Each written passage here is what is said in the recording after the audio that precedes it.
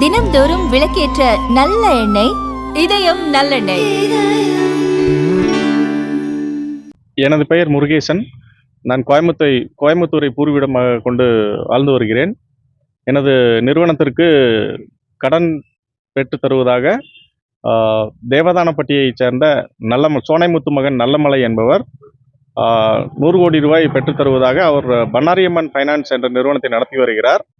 எனக்கு மயிலாடுதுறை அசோக்குமார் அவரது மனைவி மாலதி அவர் மூலியமாக நல்லமலை தொடர்பு கொண்டு எங்கள் நிறுவனத்துக்கு கடன் பெற்றுத் தருவதாக எங்களிடம் கூறி 2 கோடி ரூபா வேண்டும் என்று நாங்கள் முதல் 75 லட்ச ரூபா ஃபஸ்ட்டு கொடுத்தோம். அந்த பணத்தை வாங்கிட்டு 2 நாளில் உங்களுக்கு கடன் பெற்று தருவதாக சொல்லி கடன் கொடுக்காம ஏமாற்றிட்டு இருக்கிறபோது தான் தெரியுது எங்களுக்கு. இவரை பற்றி பக்கத்துல விசாரிக்கிற போது இவர் மிகப்பெரிய மோசடி பேர் வெளி. அவர் மேலே ஆல்ரெடி எஸ்பி ஆஃபீஸ்லலாம் 30க்கு மேற்பட்ட கம்ப்ளைண்ட் இருக்குது அவர் மேலே. அவர் இப்படி மிரட்டி அவர்கிட்ட பணம் கேட்டு எல்லாத்தையும் மிரட்டிட்டு இருக்கிறாரு.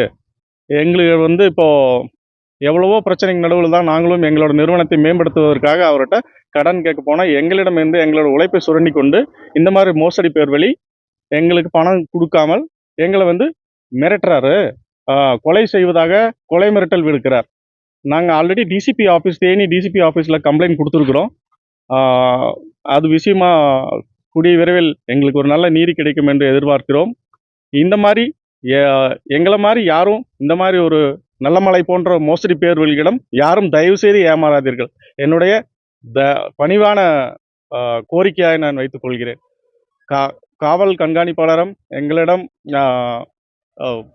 மேக்சிமம் ஸ்பீடாக வாங்கி கொடுக்குறேன்னு சொல்லியிருக்கிறாங்க. அது நாங்கள் நம்புகிறோம். நன்றி.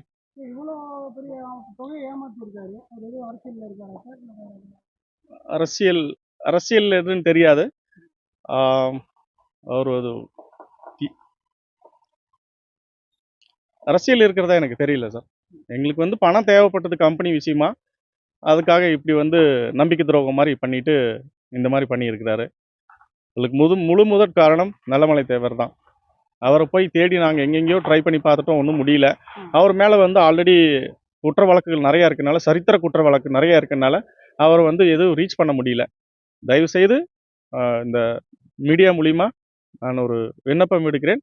இது போன்ற மோசடி பேர்வழிகளிடம் தயவுசெய்து நம்பி ஏமாற வேண்டாம். அவரோட ஃபோட்டோ கூட இதில் அவரோட ஃபோட்டோவும் மாலதியோட ஃபோட்டோவும் இதில் ஆட் பண்ணியிருக்கிறோம். பார்த்துக்கங்க. எங்களோட கம்ப்ளைண்ட்டும் டிசிபி இங்கே கம்ப்ளைண்ட் கொடுத்த காப்பியும் உங்களுக்கு கொடுத்துருக்குறேன்.